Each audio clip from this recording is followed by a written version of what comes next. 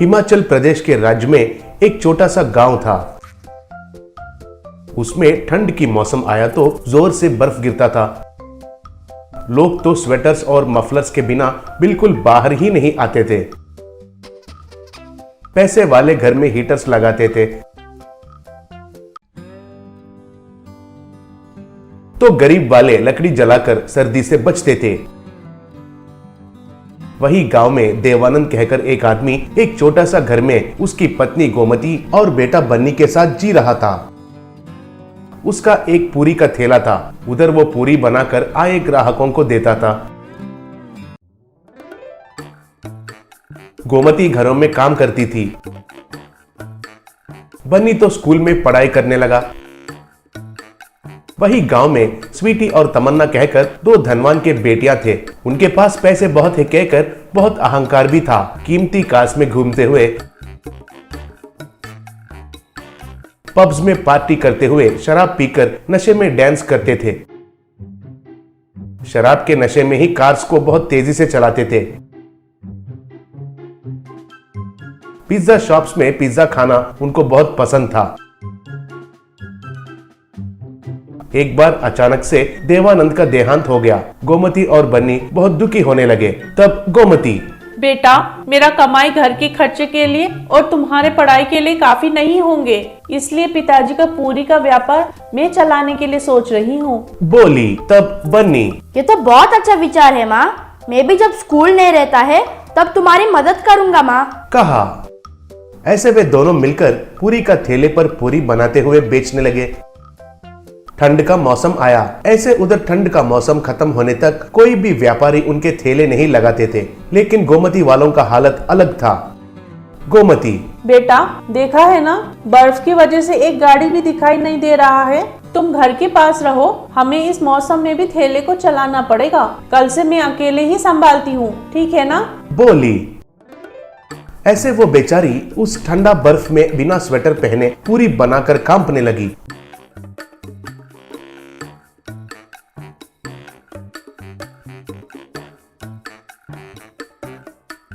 एक दिन स्वीटी और तमन्ना पिज्जा शॉप में उनके कार पर आए, लेकिन वो शॉप बंद हुआ था।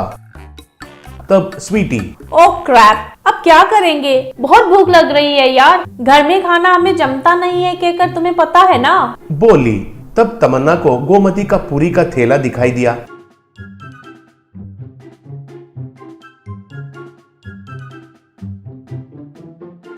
तब तमन्ना, उधर देखो, गरम गरम दिख रहा है वो पूरी।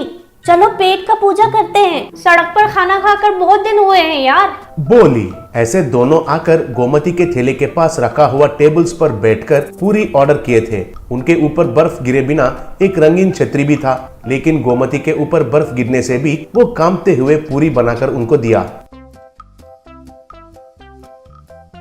वे ऐसे पूछ पूछ कर बहुत सारे पूरियां खा लिए थे।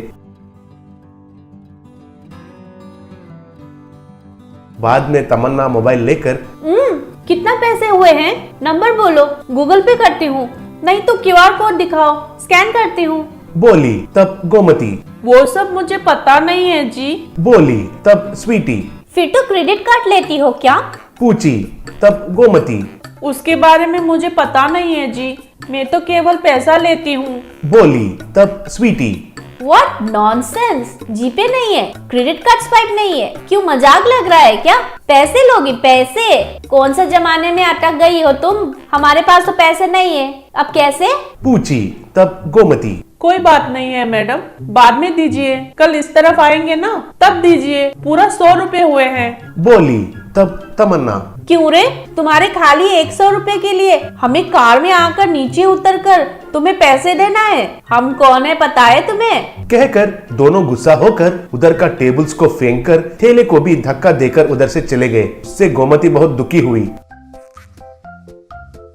एक दिन बहुत पीकर तमन्ना और स्वीटी कार में जाते जाते एक पेड़ को टकराकर बेहोश होकर गिर गए।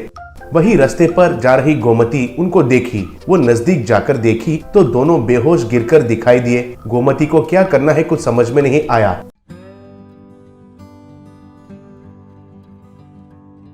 भाग्य अच्छा था कि तभी उधर से एक एम्बुलेंस गुजरने लगी। गोमती तुरंत उसे रोककर उनसे जो हुआ वो बताई। ऐसे वे सब मिलकर उन दोनों को एम्बुलेंस में चढ़ाकर अस्पताल में भर्ती किए थे।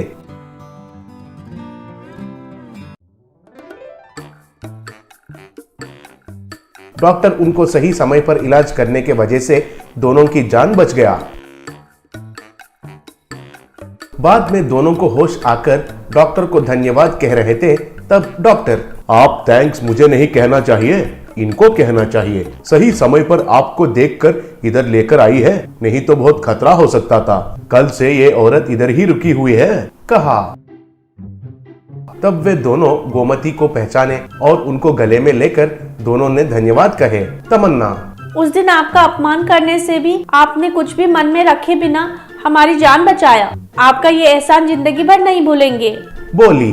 तब स्वीटी, हाँ, अब से हम तुम्हारी मदद करेंगे। मेरे डैडी से कहकर तुम्हें एक अच्छा सा नौकरी दिलवाती हूँ, बोली। तब गोमती खुश होकर उनको प्रणाम किया।